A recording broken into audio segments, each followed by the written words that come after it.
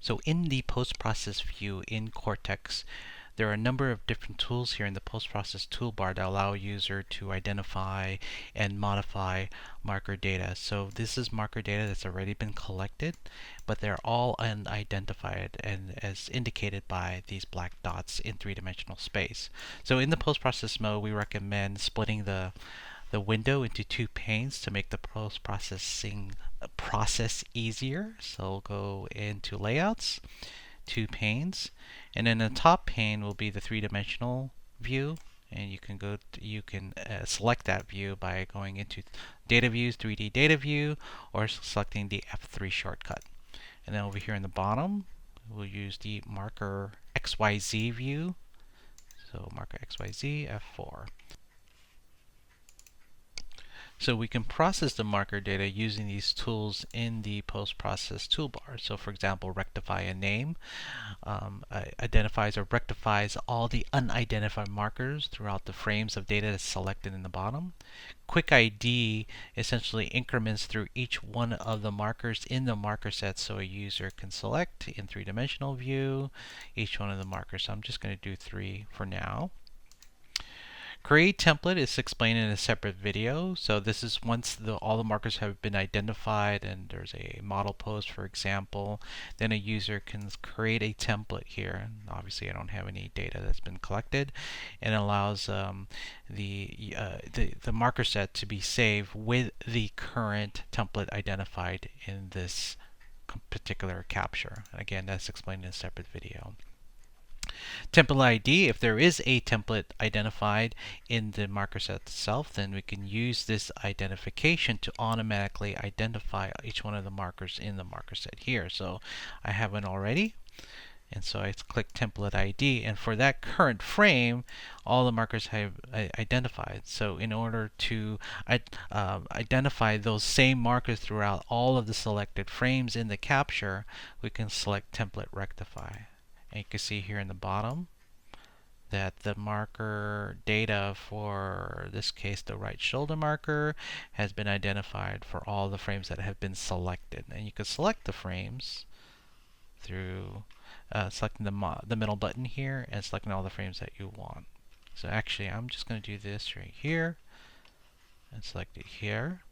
So this is frames 112 to 776 that have been selected. So all of the post-processing functions, any one of these that I select, will then apply to just the frames that are selected in this range here. So that was template ID and template rectify. Marker ID is more of a manual identification of a marker. So if there's a marker missing, for example, then we can go ahead and identify that. Let's see, for example, I want to do V sacral, or in this case, it looks like the left knee might be missing here.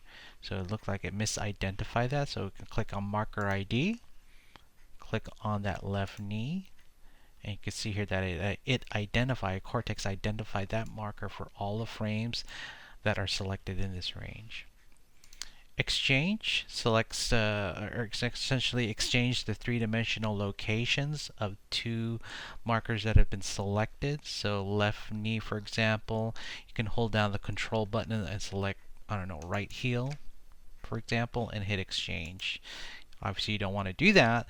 So the tool that's useful here is the undo button. So that undoes the function or tool that was selected in the previous process. And for undo, you should be able to go up to 10. I believe it's 10. Yeah, 10 changes that were made to this data for this particular capture. So if we join cubic, if there are gaps in the marker data, then join cubic applies a cubic spline to interpolate the location of that particular marker between the frames of data that are missing. So here is some missing data. I can apply join cubic spline to run the interpolation to fill that gap. So join virtual is a more robust process of filling the gap. What it essentially does, it fills the gap of a missing marker, or a marker that's missing between two frames of data.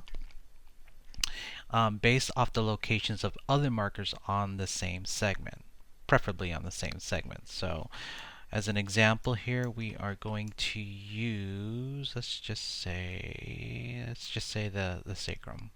Probably not a good example, but we can try for the sake of demonstrating this nice little function.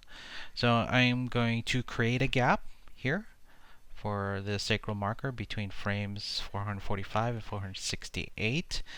I'm going to click on Join Virtual, and I'm going to use the left ASIS, left shoulder, and right offset to define that marker. Now, again, preferably it should be 3 markers that are on the same segment, but for the sake of this video, we're just simply going to use these 3 markers. So you've got 3 markers here. Click Join Virtual, and you can see that Cortex identified or estimated the location of the marker based off the 3 markers on the virtual mark definition. Calculate virtual markers. If there are virtual markers defined in the marker set itself, and this is explained in a separate video, clicking this function will essentially define all the virtual markers in the marker set. Smooth data.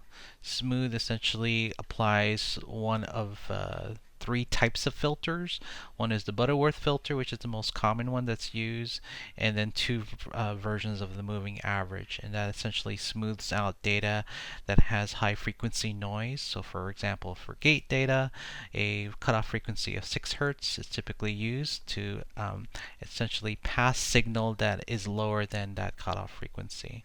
And you could set that cutoff frequency by going to these post-processing settings and click on the Tools tab, and here you can see all the smoothing functions. So the Butterworth, 6 Hz, or you can say 12 Hz if you like, or you can use a moving 3-point average or a 4-point average depending on your functions or your desired functions. So it'll apply that filter to the selected frames of data, as I mentioned earlier. Smooth. Make unname. Exactly what it means. It essentially unidentifies a marker and makes it an unnamed marker. So click on the right ASIS, make unname, and do that. And delete unnamed deletes all the unnamed markers in your actual capture. And I only recommend using this after all the markers have been identified and cleaned to remove any ghost markers that are in the capture volume. Cut essentially cuts the XYZ marker data between or within the selected frames of data. So if it's like here, for example, you can hit cut, and it cuts that marker for between frames 296 and 366. Hit undo. Cut outside, cuts marker data outside those frames of data. So for example here, you can see here that we only kept the marker data between those 2 frames of data. If you want to search for any noisy data, this includes gaps or spikes or big accelerations, you can use this search button. And the settings for the search buttons can be set here under post-process settings. Click on the search tab, and you can tell Cortex to search for gaps, spikes, or big accelerations using these settings here. So in this case, I'm just going to search for gaps and spikes that meet this criteria of minimum size of spikes of 4 millimeters.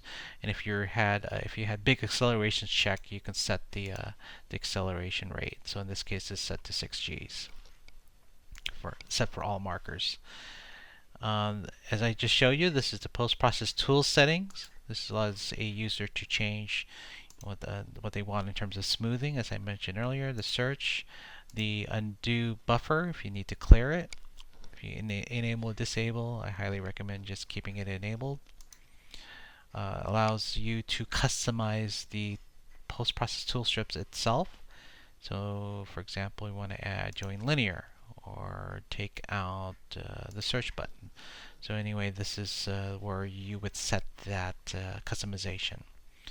The Kin Tools Real-Time or Kin Tools RT allows you to filter force plate data. This is if you have force platforms there or ground reaction force data using a spline or a Butterworth filter to essentially filter that actual GRF data.